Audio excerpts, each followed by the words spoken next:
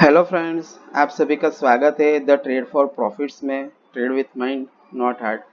Guys, आज दिलचस्प data मैं आपके सामने लेके आया हूँ। निफ्टी का 25 इयर्स का डेटा अवेलेबल है अभी, बैंक निफ्टी का, और तीन चार स्टॉक्स ऐसे हैं जिसके बारे में अगर आप जानोगे तो आपको पता चलेगा कि निफ्टी इतना स्ट्रांग क्यों है और बैंक निफ्टी इतना कमजोर क्यों है। आर यू दैट मीन्स कि अगर आप सोच रहे हैं कि क्या बैंक निफ्टी के बिना निफ्टी आगे बढ़ सकता है, अपना हाई क्रॉस कर सकता है क्या, उसके बारे में हम डिस्कस करेंगे। पर ऐसा क्यों हो रहा है कि निफ्टी आगे बढ़ता जा रहा है लेकिन बैंक निफ्टी उतना स्ट्रांग नहीं है, उसमें वीकनेस दिखाई दे रही है। ऐसा क्यों हो रहा है, उसकी वजह क्या है, उसके बारे में हम डिस्कस करेंगे। गाइस, स्टार्ट करने से पहले अगर आप मेरे चैनल पे नए हैं तो please subscribe the trade for profits और बेल आइकन को प्रेस कीजिए, क्योंकि ऐसे ही वीडियो मैं आपके लिए लाता रहूँगा और आपको मार्केट के बारे में गाइड करता रहूँगा। चलिए स्टार्ट करते हैं। ये फर्स्ट जो चार्ट है वो निफ्टी का है। ये निफ्टी का 25 ईयर का चार्ट मैं आपके सामने लेके आया हूँ। मार्केट में जो करेक्शन आया था वो 2008 में आया था, क्योंकि वो फाइनेंशियल क्राइसिस का जो करेक्शन था उस टाइम पे निफ्टी का जो हाई था वो 6350 के करीब था, और मार्केट ने वो जो करेक्शन दिखाया था वो 2008 तक, डेट मीन्स उसने जो लो बनाया था उस टाइम पे 2250 के करीब था। ऑलमोस्ट 4100 पॉइंट का करेक्शन था निफ्टी में। उसके बाद मार्केट में एक रैली स्टार्ट हुई, फिर से थोड़ा बहुत करेक्शन आया, फिर से एक रैली स्टार्ट हुई और करेक्शन आया, ऐसा चलता ही रहा है। लेकिन ये मार्केट की जो रैली है वो 2016-17 से जो स्टार्ट हुई थी, उसके बाद मार्केट ने 2020 तक ये रैली की है, और मार्केट में जो हाई बना निफ्टी का लाइफ हाई वो 12430 का बना। और उसके बाद जो शार्प करेक्शन हुआ वो मार्च मंथ में आया कोविड की वजह से, और मार्च मंथ में ही निफ्टी ने जो लो बनाया वो 7500 के करीब था। डेट मीन्स निफ्टी अपने लाइफ हाई से 5000 पॉइंट तक नीचे गिर गया, और बाद में जो रिकवरी हुई है वो आप देख सकते हैं, तकरीबन 4500 पॉइंट की रिकवरी निफ्टी में हो चुकी है। और निफ्टी इतना बढ़ चुका है आगे, वो अपना लाइफ हाई क्रॉस करेगा कि नहीं करेगा वो तो आने वाला वक्त ही बताएगा, लेकिन इससे आगे क्या हो सकता है उसके बारे में हम डिस्कस करेंगे। क्योंकि निफ्टी जब भी 11250 से ऊपर 11300 11350 के करीब जाता है तो मार्केट में सेलिंग प्रेशर आता है, और वहां से निफ्टी रिवर्स भी होता है, उसमें करेक्शन दिखाई देता है, और 11000 तक भी आता है। यहाँ तक कि हमने भी देखा था अभी पिछले ही हफ्ते में 10900 के करीब आया था और वहां से रिवर्स किया और 11300 तक गया है, और वहां से फिर से करेक्शन आया और मार्केट नीचे की तरफ वापस आ गया है। मैं बताऊंगा आपको भी कि निफ्टी क्यों इतना ऊपर बढ़ रहा है, उसकी भी वजह है। उससे पहले हम देख लेते हैं बैंक निफ्टी का चार्ट। कैसे बैंक निफ्टी का चार्ट है, तकरीबन 15 सालों का चार्ट है ये। और इसमें भी जो आपको रैली दिखाई दे रही है वो भी 2016-17 से स्टार्ट हुई है और 2020 तक गई है। 2020 में अगर बोलूं मैं आपको तो मार्केट में जो हाई बनाया हुआ था बैंक निफ्टी ने वो 32,600 के करीब का बनाया था, और जो मार्च में शार्प करेक्शन आया है उसमें बैंक निफ्टी ने लो बनाया था 16,100 का। That means 50% bank Nifty correct हो चुका था अपने हाई से। और अभी फिलहाल जो बैंक निफ्टी चल रहा है वो 21,700 के करीब चल रहा है। आप समझ सकते हैं कि 16,000 से लेके 21,700, डेट मीन्स ऑलमोस्ट 5,500 पॉइंट का उसमें रैली आया है। जबकि ये गिरा था 50%, और रैली इसमें सिर्फ 4,500 5,000 पॉइंट का रैली आने का, 5,500 पॉइंट का रैली आने का थोड़ी सी बात हजम नहीं हो रही। ऐसा क्यों हो रहा है?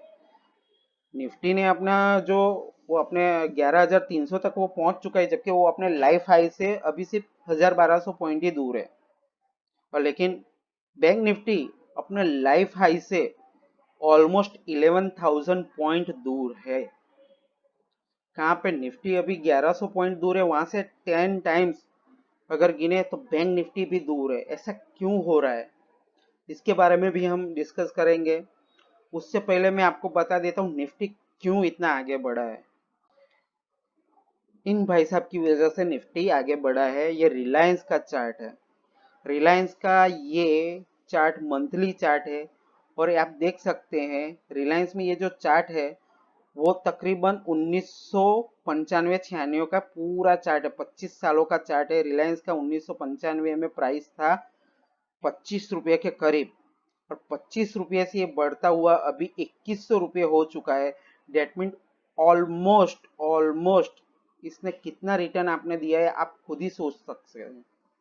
180 टाइम्स ऊपर है अपने तकरीबन। अब गाइस ऐसा क्यों हुआ कि निफ्टी को ये रिलायंस भाई साहब ही अकेले खींच रहे हैं?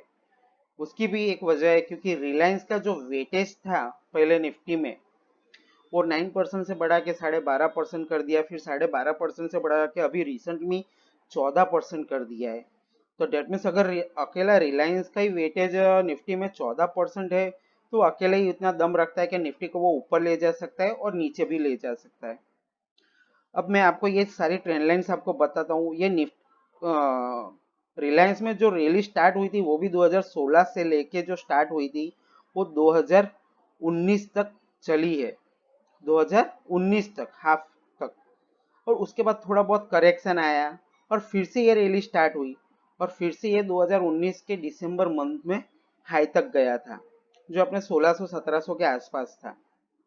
और उसके बाद फिर से इसमें करेक्शन आया निफ्टी में, और इसने जो अपना लो बनाया था गाइस आप मान नहीं सकते, इसने जो लो बनाया था वो 875 रुपये का था मार्च मंथ में 2020 में। और उसके बाद से ये भाई साहब ने बहुत ही तेजी बताई है, 875 से ये बढ़ के अभी 2200 के करीब पहुंचने वाला है। आप समझ सकते हैं तकरीबन तकरीबन 1150 पॉइंट का, सॉरी हाँ 1150 1200 पॉइंट का तेजी इतना अकेले रिलायंस में आया है। अगर आप रिलायंस को ही हटा दे तो निफ्टी अभी इतना ऊपर आपको दिखाई भी नहीं देगा। और रिलायंस कहाँ तक जा सकता है, क्योंकि अभी रिसेंटली यूबीएस ने भी रिलायंस को डाउनग्रेड किया है और अपना प्राइस टारगेट बढ़ा दिया है, 1700 लेके 2300 तक कर दिया है। लेकिन क्या रिलायंस अकेले अपने दम पे मार्केट को इतना खींच सकता है? खींच सकता है, क्योंकि भाई साहब के अंदर इतना अभी दम है, चाहे जितना भी न्यूज क्यों ना आ रहा है ये अभी उसको ऊपर ही खींच रहा है, क्योंकि ये टोटली इंडेक्स मैनेजमेंट हो रहा है निफ्टी का। निफ्टी को ऊपर रख के बाकी सारे स्टॉक पिट रहे हैं अभी, और निफ्टी को ऊपर रखने के लिए रिलायंस को भी ऊपर रखना जरूरी है। इसीलिए रिलायंस की वजह से निफ्टी आज इतना ऊपर दिखाई दे रहा है और बैंक निफ्टी नीचे है। अब दूसरा भी कंपैरिजन मैं आपको करके बताता हूँ कि बैंक निफ्टी में नीचे होने की वजह क्या है। सीधी सी बात है, बैंक निफ्टी जो है उसके बैंक स्टॉक्स जो है उसी की वजह से नीचे है। क्या बैंक स्टॉक्स में या बैंकों में सच में बहुत ही ज्यादा प्रॉब्लम है? हाँ दोस्तों, सच में प्रॉब्लम्स है। ये एचडीएफसी बैंक का चार्ट है, वो भी 25 ईयर्स का। 25 ईयर्स में 1995 में अगर आप देख सकते हैं तो एचडीएफसी बैंक का प्राइस तकरीबन 4 रुपए के आसपास था। उसके बाद ये बढ़ा है, और ये भी रैली जो स्टार्ट हुई थी 2016-17 से स्टार्ट होके 2020 तक गई है। और एचडीएफसी बैंक ने अपना हाई जो बनाया था वो 1300 के करीब था। उसके बाद जो करेक्शन आया मार्च में उसमें उसने लो बनाया 750 के करीब, और उसके बाद एचडीएफसी ने भी अप मूव स्टार्ट किया। एक बार एचडीएफसी 1150 तक गया, लेकिन वहां से वो वापस रिवर्स हुआ है। क्यों हुआ है? क्योंकि आरबीआई ने और गवर्नमेंट की जो मोरेटोरियम पॉलिसी है अभी फिलहाल, किसी का काम चल नहीं रहा है, धंधे बंद हो रहे हैं, किसी को पैसा नहीं मिल रहा है। तो अगर पैसा नहीं मिल रहा है तो कहाँ से लोग अपना लोन रिपे करेंगे, कहाँ से अपना धंधा आगे चलाएंगे, कहाँ से अगर उन्होंने बिजनेस लोन लिया है तो कहाँ से बिजनेस लोन वो भी भरेंगे? वो भी एक बड़ा सा क्वेश्चन मार्क है। अभी आरबीआई की पॉलिसी जो आई उसमें आरबीआई ने कोई भी इंटरेस्ट रेट चेंज नहीं किया है, और मोरेटोरियम को आगे बढ़ाना है कि नहीं बढ़ाना है उसके बारे में भी डिसीजन नहीं लिया है। अगर आरबीआई मोरेटोरियम को आगे नहीं बढ़ाता है तो डेफिनेटली किसी के पास पैसा नहीं है, पैसा मिल नहीं रहा है, तो कहाँ से वो रिपे करेंगे? और आरबीआई को अगर मोरेटोरियम आगे भी बढ़ाना है तो बैंकों को भी उसको खतरा है, क्योंकि बैंकों के पास ही पैसा नहीं आएगा तो बैंक कैसे आगे सरवाइव कर पाएंगे? विदाउट बैंक, बैंकिंग सेक्टर के बिना इकोनॉमी कभी भी सरवाइव नहीं कर सकती है, क्योंकि वही मेन अपना पिलर माना जाता है कि बैंकिंग सेक्टर अगर इतनी तकलीफ में है तो मार्केट क्यों इतना ऊपर जा रहा है। उसकी वजह मैंने आपको बताई कि वो रिलायंस की वजह से जा रहा है। रिलायंस में जैसे कि निफ्टी में अगर मैं बोलूँ तो पहले जो बैंकिंग सेक्टर का वेटेज था वो भी थोड़ा बहुत घटा दिया है अभी फिलहाल।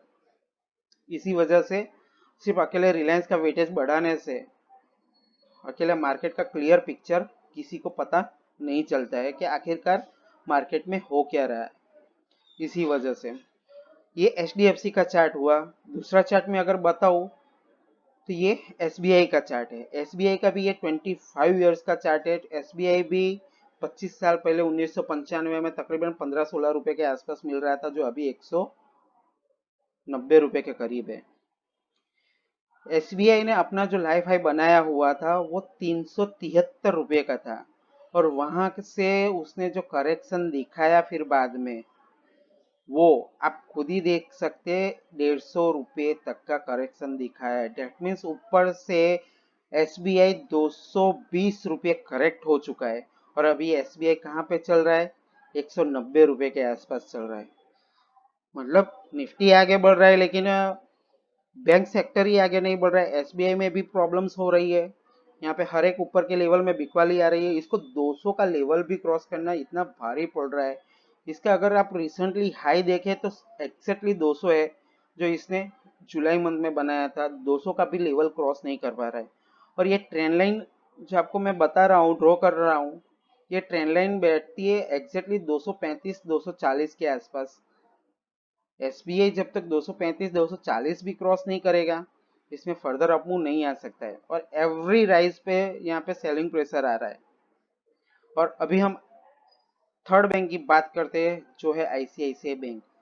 ये आईसीआईसीआई बैंक में आप देख सकते हैं 3 ट्रेंड लाइन मैंने ड्रॉ की हुई है। कि पहला जो अपमूव आईसीआईसीआई बैंक में स्टार्ट हुआ था वो 2013 से लेके 2015 तक स्टार्ट हुआ था। फिर एक साल इसमें करेक्शन चला हुआ है। फिर से इसमें अपमूव स्टार्ट हुआ 2016 से लेके 2018 तक, और फिर एक माइनर करेक्शन आया और फिर से उसमें अपमूव स्टार्ट हुआ, रैली स्टार्ट हुई है। और आईसीआईसीआई बैंक का जो लाइफ आई है वो 550 के करीब है, 550 रुपये के करीब है, 550 के। और फिर बाद में आईसीआईसीआई बैंक ने जो लो बनाया है वो 270 के करीब है। डेट मीन्स आप समझ सकते हैं कि आईसीआईसीआई बैंक अपने लाइफ हाई से वो आधा हो चुका था, और अभी फिलहाल जो चल रहा है वो 360 के करीब चल रहा है। मतलब कि अब आईसीआईसीआई बैंक अभी भी अपने लाइफ हाई से 200 रुपये से कुछ ज्यादा दूर है। क्या आईसीआईसीआई बैंक इतना ऊपर जाएगा? नहीं। Same problem, I don't think so. क्योंकि मुझे नहीं लगता है कि विदाउट बैंकिंग सेक्टर, अगर बैंकिंग और फाइनेंशियल सेक्टर ही इतना प्रॉब्लम में है, तो बैंकिंग और फाइनेंशियल सेक्टर के बिना मार्केट और इकोनॉमी सरवाइव नहीं कर सकती है। अब आगे आईसीआईसीआई बैंक में भी आप देख सकते हैं, लास्ट मंथ में जुलाई मंथ में आईसीआईसीआई बैंक ने जो हाई बनाया था वो 395 का है, और अभी फिलहाल ये चल रहा है 357 के करीब चल रहा है। डेट मीन्स ऊपर से भी ये करेक्ट हो चुका है तकरीबन 8 से 10% का। और ये सारे जो स्टॉक मैंने आपको बताया, एचडीएफसी, एसबीआई और आईसीआईसीआई बैंक, अपने हाई से तकरीबन 20 से 30% तक अभी भी नीचे है। और बैंक निफ्टी भी आपको जैसे मैंने आपको बताया कि 5,500 पॉइंट का रैली हुआ, 16,000 पॉइंट का करेक्शन हुआ, और उसके बाद 5,500 पॉइंट का रैली हो रहा है यहाँ पे। तो डेट मीन्स अभी भी 11,000 पॉइंट का रैली बाकी है। और यहाँ से ये ऊपर कितना जाएगा वो तो आने वाला वक्त ही बताएगा। लेकिन यहाँ से हर एक लेवल पे जैसे ही बैंक निफ्टी ऊपर जाता है, हर एक लेवल पे सेलिंग प्रेशर आता है। यहाँ पे मार्केट को सरवाइव करने के लिए अकेले सिर्फ रिलायंस की वजह से, रिलायंस इंडेक्स मैनेजमेंट की वजह से रिलायंस को ऊपर रख रहे हैं। और रिलायंस भाई साहब भी कहाँ तक ऊपर जाएंगे, शायद 2,300 2,500 तक जा सकते हैं। लेकिन फिर बाद में क्या होगा, जब भी मार्केट को रियलाइज होगा कि ये तो रैली सस्टेनेबल नहीं है, तो डेफिनेटली रिलायंस भी गिरेगा और मार्केट भी गिरेगा। क्योंकि रिलायंस का वेटेज 14% तक कर दिया है। अगर रिलायंस में आप खुद ही समझ सकते हैं, अगर 10% का भी करेक्शन आया तो मार्केट कहाँ पे हो सकता है। रिलायंस में इतना ताकत है अभी वेटेज की वजह से कि वो अकेले मार्केट को ऊपर भी ले जा सकता है और नीचे भी ला सकता है। इसलिए गाइस आपको कॉशियस रह के ट्रेड करना पड़ेगा। ये बबल कभी भी फूट सकता है मार्केट का। इस बबल को अब जो भी आप समझे कि भाई मार्केट में नहीं, अगर कोई भी होएगा समझेगा अरे मार्केट तो इतना ऊपर है और आप मंदी की बात कर रहे हो सकता है मैं गलत भी हो सकता हूँ, ऐसा नहीं है।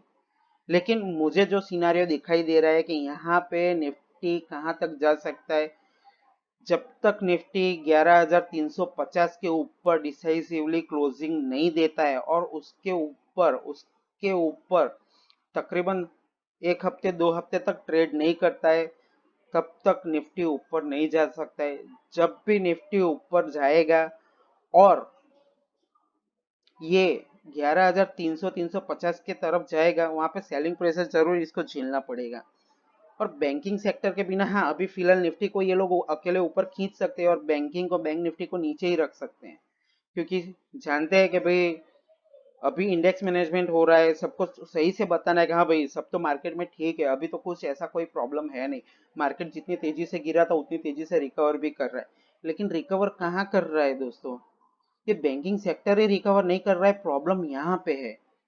अगर बैंकिंग सेक्टर रिकवर नहीं करेगा तो मार्केट कैसे ऊपर जा सकता है? मार्केट बिल्कुल ऊपर नहीं जा सकता है। डेफिनेटली मार्केट को बहुत ही टाइम लगेगा मार्केट में ऊपर जाने के लिए, और मुझे नहीं लगता है कि बैंक निफ्टी यहाँ से अपना लाइफ हाई क्रॉस करने के लिए ये उसको एक हफ्ता या 2 हफ्ता लगेगा।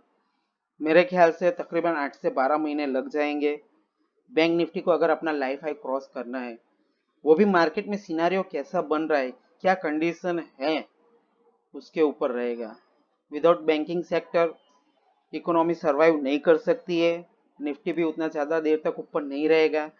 अगर रिलायंस भाई साहब नहीं रहेंगे तो क्या हो सकता है वो आप भी सोच सकते हैं।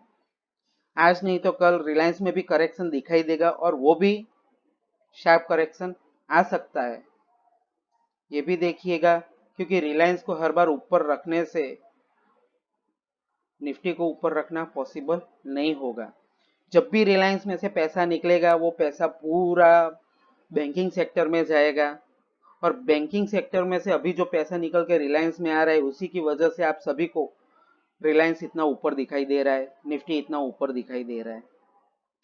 गाइस, आशा है कि आपको ये मेरा एनालिसिस थोड़ा अच्छा लगा होगा, क्योंकि कई सारे लोग रहते हैं कि जो मतलब मुझे भी मालूम है ये वीडियो थोड़ा लंबा हो चुका है। बहुत सारे लोग रहेंगे जिन्होंने ये वीडियो थोड़ा स्किप करके देखा होगा। लेकिन गाइस, आप जब तक पूरा वीडियो नहीं देखोगे आपको पता भी नहीं चलेगा।